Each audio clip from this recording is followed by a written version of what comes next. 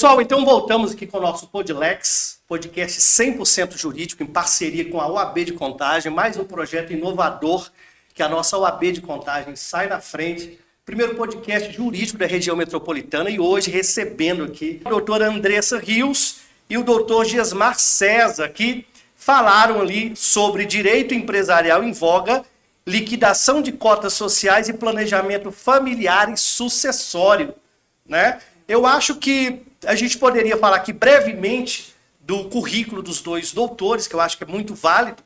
Nós estamos tratando aqui com autoridades em se tratando do tema, né? Doutora Andressa Rios, que é doutora em Direito Privado pela PUC, né? Possui graduação em Direito pela PUC, formou em 2004, é isso? Sim, 2004. muitos anos atrás. Muito bom. Especialização em Direito Público, mestrado em Direito Privado, pela mesma instituição. É professora da FDCom. Então, assim, é um longo currículo. 19 anos de experiência na docência, advogada atuante na área de Direito das Famílias e Sucessões e membro do Instituto Brasileiro de Direito de Família, o IBDFAM, palestrante, autora de diversos artigos científicos. Que honra maravilhosa. Doutor Gesmar César, que é conhecido aqui pela nossa advocacia, gente. Eu tô no Podlex, gente. Não, Tô no Podlex aqui, ó. para com isso. Doutor Gesmar César. Porque eu tô com a doutora Andressa, aí eu Jamais. Doutor Gesmar César, advogado, professor, mestre em Direito pela PUC também, especialista em Direito das Famílias e Direito Imobiliário, conselheiro da seccional da OAB Minas Gerais, membro do órgão especial da OAB, né, também em Minas Gerais, e autor de livros e artigos jurídicos, né? Então, agradeço demais por vocês tirarem esse tempinho para vir aqui para bater esse papo com a gente. E, Gesmar, é um prazer imenso ter você aqui. Eu só estou esperando a oportunidade exata. Momento eu venci, não, mãe, eu tô no Podlex. Gente, muito obrigado por vocês estarem aqui. E eu gostaria de começar esse bate-papo, e aí a gente já pode, vocês decidem como que isso vai acontecer. O que tem a ver direito empresarial com direito das famílias, com direito sucessório também? Como que a gente pode trabalhar isso? Vamos começar com essa pimentinha? E aí? Quer começar? Vai lá, por favor. Eu até comecei minha fala no Congresso ressaltando essa interdisciplinariedade, que muitas vezes não é abordada na graduação. Então, o aluno estuda ali, tem a disciplina de Direito Empresarial, Direito de Família, muitas vezes sem se atentar por essa íntima ligação que existe, principalmente quando a gente fala na ruptura do casamento ou da morte, em que estão em jogo, né, essas divisões, essas partilhas, né, a nomenclatura que a gente utiliza no direito, as partilhas dessas cotas envolvendo aí, então, né, empresas, tanto constituídas antes, quanto constituídas durante um casamento, constituídas por o pai que faleceu, empresas familiares, o patriarca morreu, e aí, como se dá essa divisão? Né? Eu tenho direito a entrar na sociedade, eu não tenho? O que vai reger aí esse cenário? São as regras de direito de família? Ou eu tenho regras sucessórias, regras empresariais específicas que vão reger, né, essa relação? Como é que fica esse imbróglio, né, envolvendo aí, então, essas cotas, essa divisão? Com isso, eu posso afirmar que o advogado especialista em direito das famílias ele tem que ter esse cuidado também de ter um conhecimento mais amplo, inclusive sobre direito empresarial? Claro, engraçado assim, que quando a Andressa estava falando, aí eu fiquei pensando o quanto que esses campos interdisciplinares, transdisciplinares, têm oportunidade de trabalho. Justamente porque, às vezes, na faculdade, é muito encaixotado. Isso é uma crítica à faculdade A ou B, né? A gente que é professor de graduação. E aí, quando a gente vê que há essa interlocução, surgem nessa interlocução grandes oportunidades de mercado, justamente porque o profissional ele vai ter que ter essa formação diferenciada. Até, engraçado, assim, eu fiz uma pós-graduação em Direito Empresarial na PUC, eu fiz em 2006. E aí, assim, as coisas foram caminhando, a gente vai pular.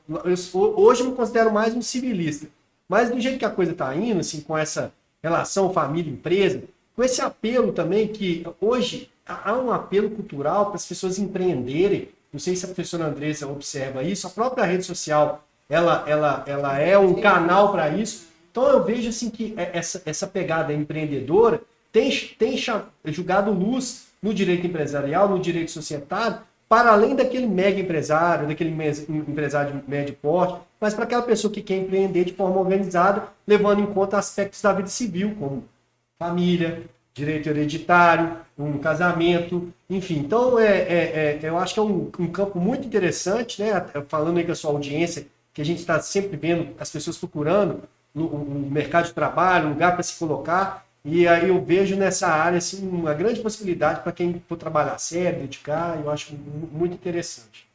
Ampliar esse leque de conhecimento, né? Porque acaba também que a nossa profissão, gente, né? Ela é muito desgastante, vocês concordam comigo, né? Claro. E muitas vezes, até no decorrer do tempo, as pessoas acabam ficando... Esmurece. Então, imagina, né? Então, a pessoa está simplesmente acostumada a fazer aquele feijão com arroz ali, né? É aquele divórciozinho simples, né? Agora, quando vai se tratar de uma sucessão ou até mesmo de um divórcio, em que existem cotas de empresas e que a pessoa simplesmente pensa que ela vai se tornar empresária a partir dali, porque ela divorciou e o ex era um empresário. Sim. Então isso é um equívoco, não é isso? É um equívoco. A princípio, sim, é um equívoco. E só voltando um pouco, eu acho que é importante também a gente destacar o seguinte, que quando a gente fala, né, do direito empresarial, do direito de família, normalmente, por exemplo, o advogado que atua na área empresarial, ele é muito bom naquilo, mas ele foge do direito de família. Então, normalmente, ele não tem um conhecimento, por exemplo, sucessório, que o Dr. Gesmar tem, que é um especialista na área, que atua cotidianamente com demandas sucessórias.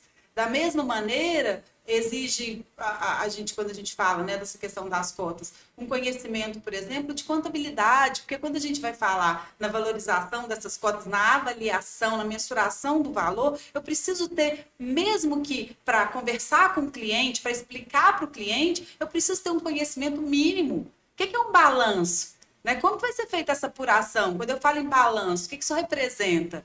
Né? O que é um ativo tangível, intangível? O que é um passivo? Né? O que toda essa problemática do dia a dia da empresa pode interferir no patrimônio dele? Porque muitas vezes o cliente chega ali feliz, achando que se tornou milionário, porque a empresa é uma empresa que tem um patrimônio significativo, mas ele desconhece que aquela empresa também tem um passivo gigantesco, que às vezes pode até superar esse ativo. Né? Então, se o advogado não tem esse conhecimento contábil, o que é uma apuração através de um fluxo de caixa descontado, o que é um balanço especial, né? Como que você recebe o cliente, explica para ele o dinamismo desse contexto no qual ele está inserido? E a importância do advogado buscar conhecimento. Porque eu acho que todo advogado, eu falo, é complicado você tratar de coisas de forma unânimes, assim, né? De formas muito extremas. Mas como advogado que sou, e logo no início da minha carreira, a gente tem aquele sonho, aquela expectativa de que aquele cliente de $1 milhão vai bater na sua porta. Não, mas ele vai bater. Ele vai bater naquele dia. Pois é, mas aí é que tá. Se esse cliente aparece, você não tem o devido conhecimento para atendê-lo. Né? Por exemplo, chega um cliente no seu escritório que vai tratar exatamente, né? E você se põe numa condição de um advogado especialista em direito das famílias, e aí você se depara com uma situação dessas. Alguém que quer, né, fazer um divórcio ou até mesmo um inventário de milhões e que envolvem cotas de empresas. E aí, se você não tiver esse conhecimento? Você chora, né? Na verdade, eu falo que onde o filho chora, a mãe não vê. E aí, assim, eu acho que é bom deixar claro, eu gostaria que tivessem me dito isso no início da minha atuação profissional, que a gente é pago para resolver problema. Então, você vai ganhar dinheiro, são naqueles casos em que realmente você vai ter que resolver um angu de caroço, sabe? Não é um caso simples que você vai ganhar dinheiro. Sim. É naquele caso mais complexo mesmo. Então, assim, além, eu acho que do conhecimento, você tem que ter coragem, porque muitas vezes a gente deixa o medo paralisar. É verdade. Né? E a gente não pode, porque às vezes a gente estava até lá no auditório conversando, interagindo com outra advogada, a doutora Laura Brito, e ela colocou uma questão que é muito sensível, que é assim, as dificuldades que a gente passa são as mesmas, mas muitas vezes a gente passa sozinho, achando que só a gente que está com aquela dúvida, só a gente está passando. Isso é angustiante. E aí, na hora que você vai conversando, ela até agradeceu pelo congresso nesse sentido, a gente vai vendo que os dilemas, as dificuldades são os mesmos. Então, a gente não deve se excusar de atuar, de receber o cliente, de buscar alternativas para o problema dele por medo. Sim. Né? Aquele receio que é comum. E aí, assim, vem a importância do Podlex, do trabalho que vocês fazem, para ter essa tutoria, né, da qualidade da informação. Porque o problema hoje não é a informação. Temos muitas, né? Muitas. Mas você tem essa tutoria para evitar sensações errôneas. A professora Cíntia, antes, acho que você não viu a Exato, dela. muito bom.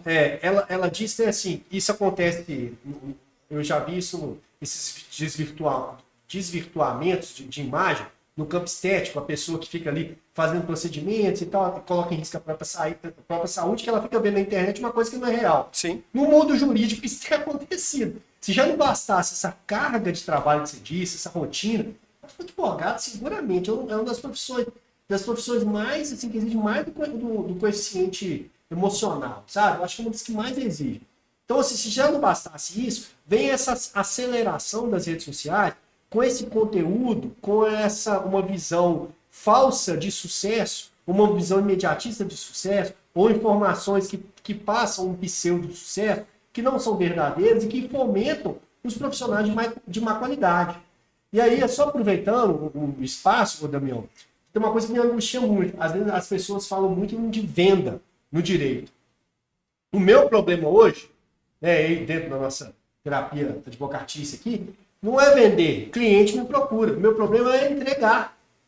Exatamente. Então os caras falam, eu fechei tantos contratos. Meu Deus do céu. Assim, as pessoas postam lá. Fechei não sei quantos mil de contratos. Cara, como é que você vai fazer? Porque, professora Andressa, né, profissional desde 2004. Né, a gente tem uma experiência também aí, formei em 2003.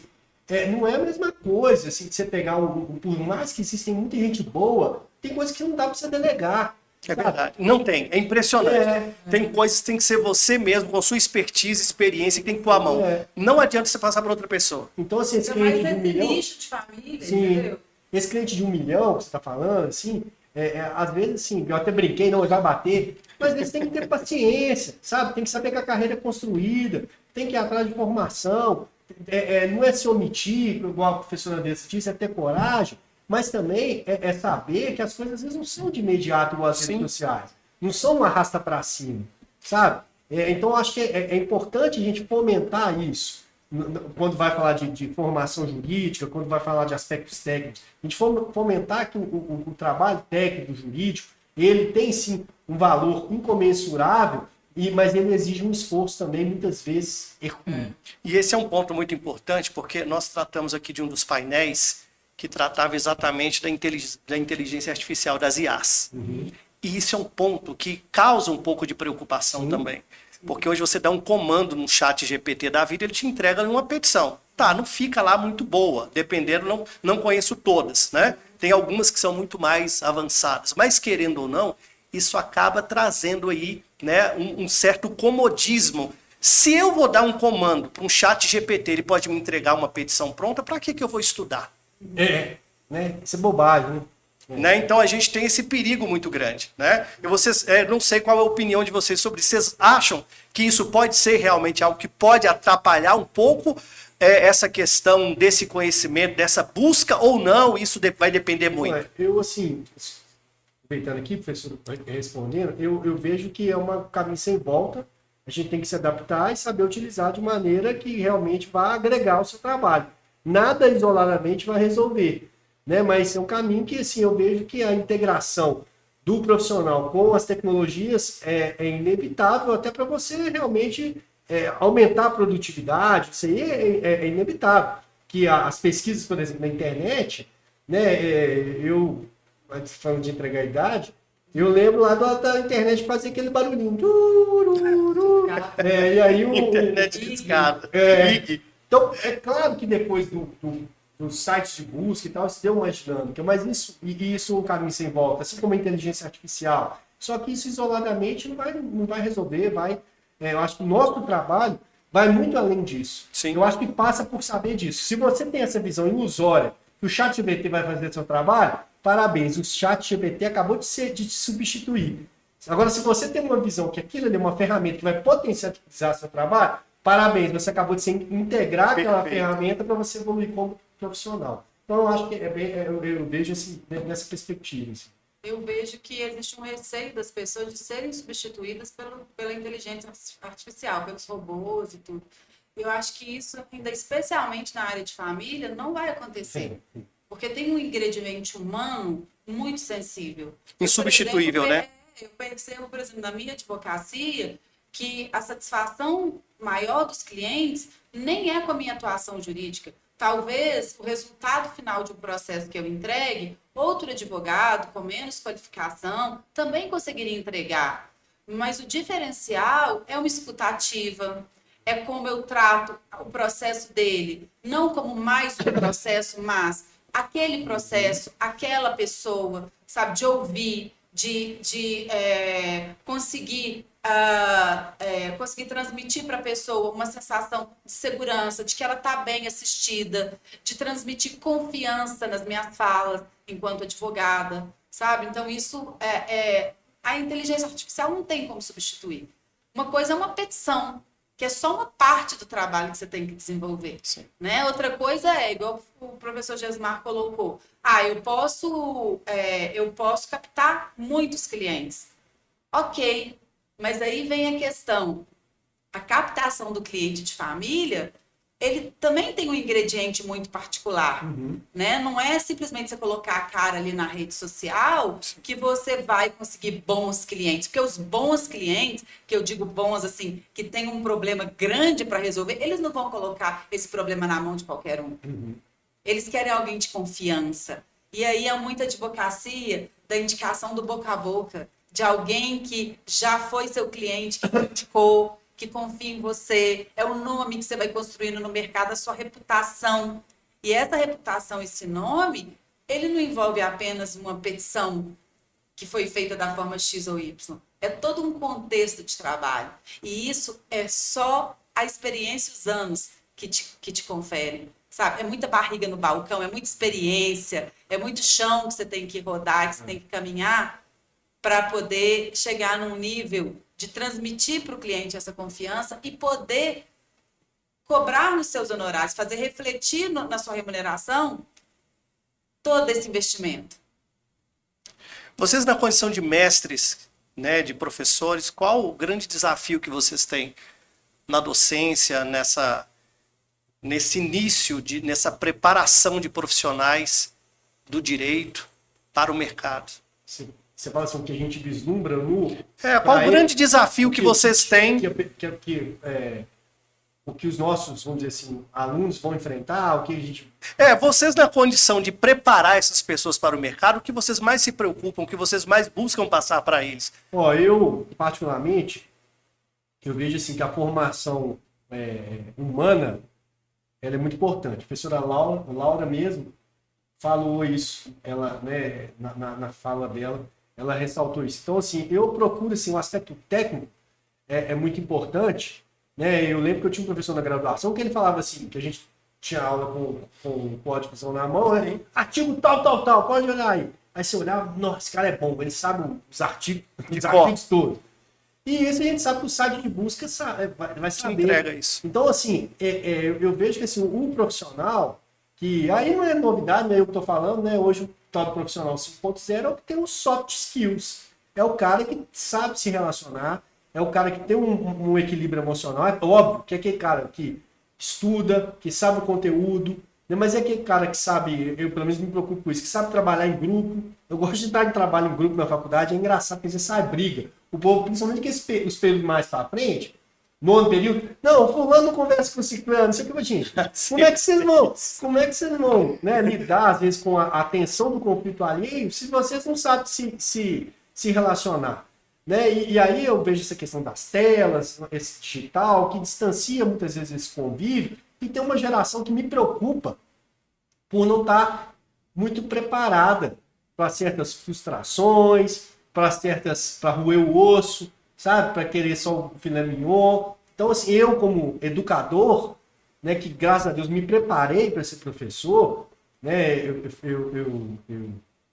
fico muito feliz nisso, assim, como me preparei para ser professor, como educador, eu vejo assim que o que mais me preocupa é isso. Eu acho que se o cara tem, óbvio, conhecimento técnico, estudar e tal, mas se ele tem certos equilíbrios, O emocional, o prepará-los emocional, emocionalmente é muito importante, e né? saber que ele vai ter que estudar hoje, ele vai ter que estudar amanhã, ele vai ter que estudar amanhã. Nós demos uma palestra aqui. Garanto que a professora Andressa tirou, no mínimo, umas 2 horinhas, professora Andressa, para dar uma repassada. Para dar uma revisitada na jurisprudência, ler o anteprojeto. Mas aí o cara quer chegar, quer dar uma palestra e tudo. Eu, assim, né, mais por causa do evento, né, você tem que preparar o negócio. Você vai chegar aqui e fazer feio. Né? Então, assim, isso merece, isso não é o pó de pinim-pim-pim. Não. Isso é trabalho. É bunda na cadeira. E você vê, né, estudar e tudo, e aí às vezes as pessoas não têm esse, chega a falar até esse desprendimento de entender a importância disso. Pensar assim, que é uma era do consumo, né? A gente vive hoje, inclusive na educação. Na minha época, eu tinha que ir para a biblioteca, pegar livros, vir com aqueles livros pesados, atravessar o campus, a PUC de contagem, sabe? Hoje não, os alunos querem estudar com PDF. Você pergunta na sala se abriu uma doutrina, ninguém abriu. É resumo, videoaula de 5 minutos.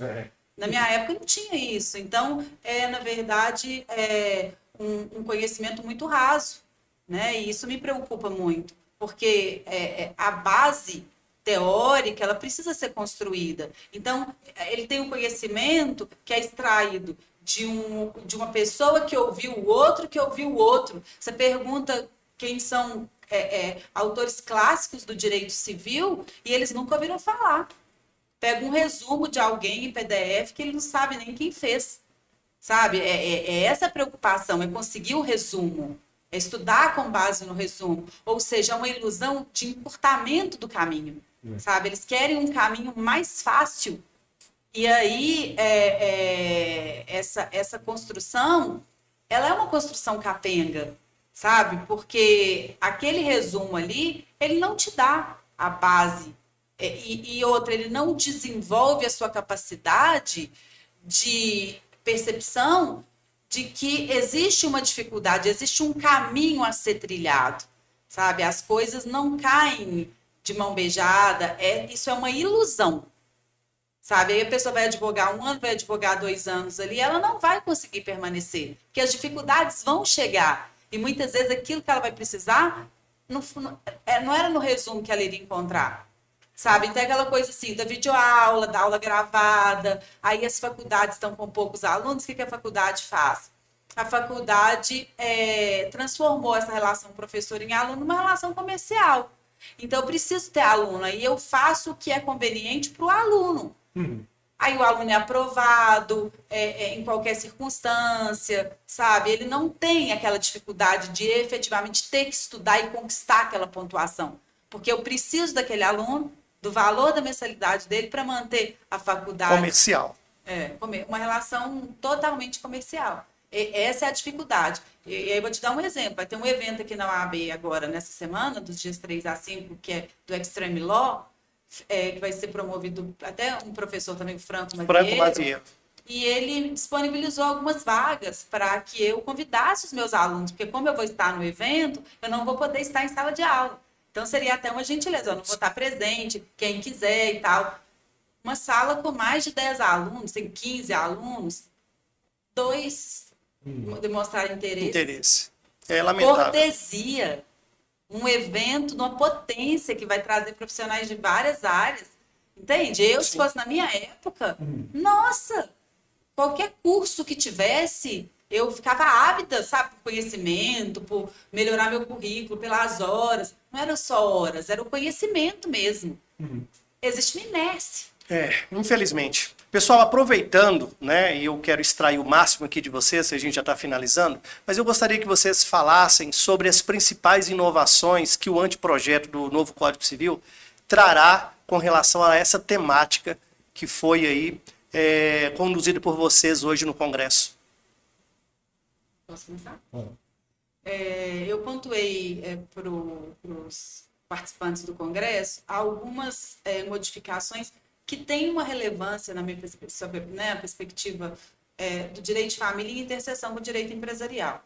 A primeira delas é a possibilidade de alteração do regime de bens na constância do casamento de forma extrajudicial. Hoje essa possibilidade existe, mas depende do ajuizamento de um processo. E será possível fazer isso em cartório. Eu acho que vai facilitar muito. Porque quando você fala para a pessoa assim, não, vai ter que entrar com uma ação, as pessoas ainda têm um certo receio, né? Sabe? Então, a gente vai nessa toada da extrajudicialização. Um outro ponto que eu acho que é importantíssimo a gente frisar é dessa formação dos alunos no sentido de que os conflitos podem ser resolvidos extrajudicialmente, o que não existia na minha época. Então, assim, o bom advogado era o litigante, sabe? O bom advogado era o combativo, eu vou detonar a outra parte. Hoje exige-se do profissional essas habilidades que o professor Gesmar colocou, de ser um mediador, de conhecer técnicas de negociação, de solução extrajudicial dos conflitos, de conhecer um pouco de arbitragem, porque esse é o rumo do direito. O Poder Judiciário não vai dar conta de resolver todas as demandas, sabe? Então, e principalmente no direito de família, a gente precisa da conscientização de que, antes de mais nada, esse conflito é seu.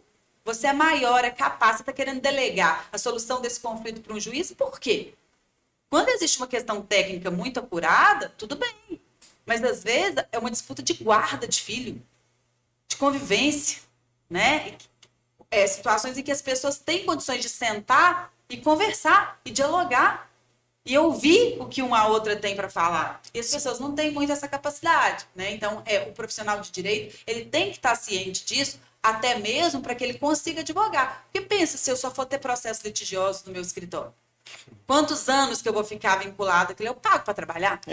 Né? Então, essa é uma questão da alteração do regime. Outra questão que eu acho que é bastante interessante, envolvendo as cotas, uma alteração no artigo 1660 do Código Civil, que resolve duas questões muito polêmicas envolvendo as cotas, que são, primeiro, a previsão de que haverá comunicabilidade, sim, dos rendimentos, dos dividendos referentes a cotas que foram adquiridas antes da constância do casamento. Então, o casal, na comunhão parcial de bens, o casal celebrou o casamento, vamos imaginar que o marido já tinha uma empresa, já era empresário, ok? Só que essas cotas renderam frutos durante a constância do casamento, lucros, dividendos. Sim.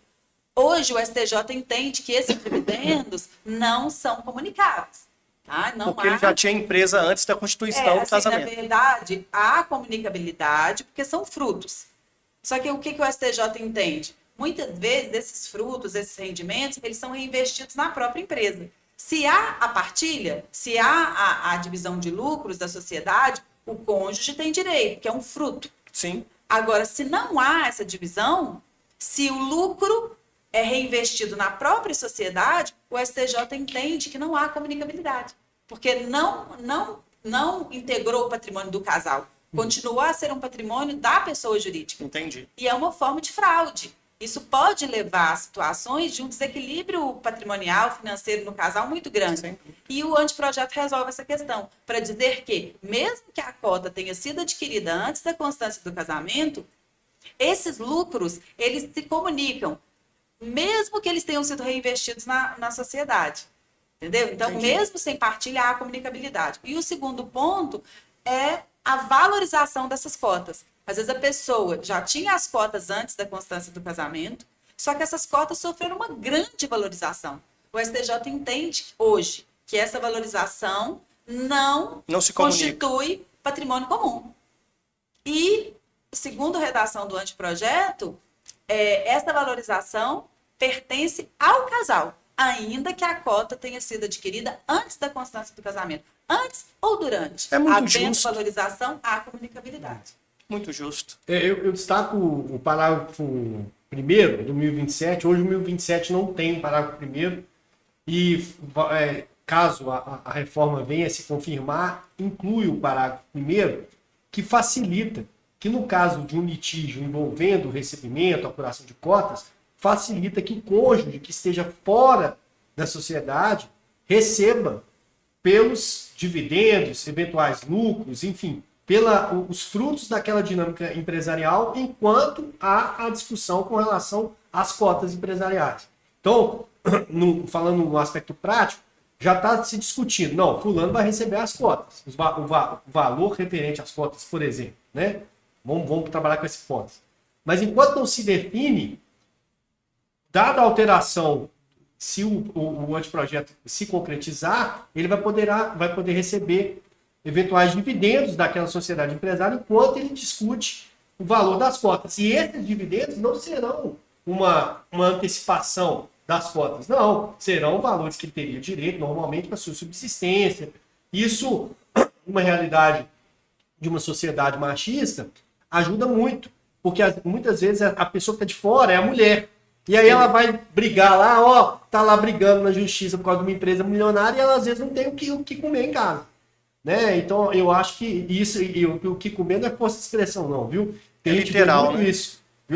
Violência patrimonial, a gente vê, né? A gente já atuou nesse tipo de processo de violência patrimonial, a pessoa tem um patrimônio enorme enquanto casada, só que o patrimônio está todo monopolizado, controlado, ali, gerenciado pelo homem.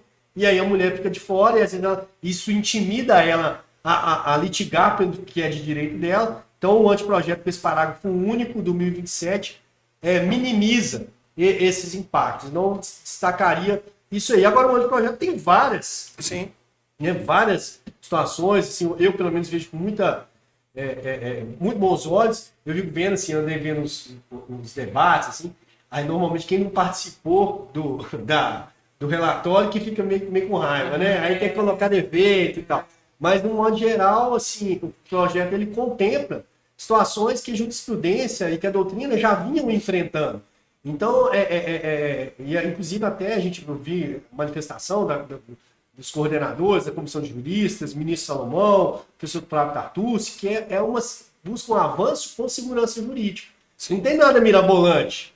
Né? A professora Andresa falou, uma questão bem pontual. Gente, olha aqui, apurar isso aqui dá problema. O que nós vamos fazer para resolver?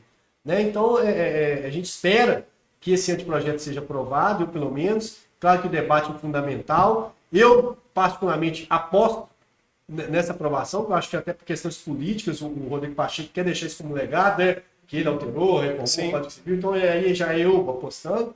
E vejo com bons olhos que realmente vai haver uma atualização de situações que não são novidade, mas que eram tratadas a reboque da doutrina e da jurisprudência com um código que foi pensado na década de 60, década de 70, que na verdade já nasceu atrasado com relação à Constituição. Né? Então a gente vai estar atualizando isso aí. Sim. Outro ponto que eu acho importante é que houve um cuidado com a perspectiva de gênero, sabe? Foi a primeira vez que uma mulher participou, né, dessa comissão de juristas na elaboração de um código, foi a Rosa Maria Neri. Então, ela trouxe, né, de forma muito sensível para a redação desse anteprojeto questões da ordem do dia dentro dessa perspectiva. E uma delas é justamente a aplicação da pena de sonegados para a pessoa que fraudar a partilha no divórcio. Hoje, a pena de sonegados existe no inventário. Né? E aí agora ela passa a existir de forma expressa, previsão, né, se for aprovada essas alterações, para o divórcio também. E a gente sabe que a violência patrimonial é uma realidade, juntamente com os outros tipos de violência.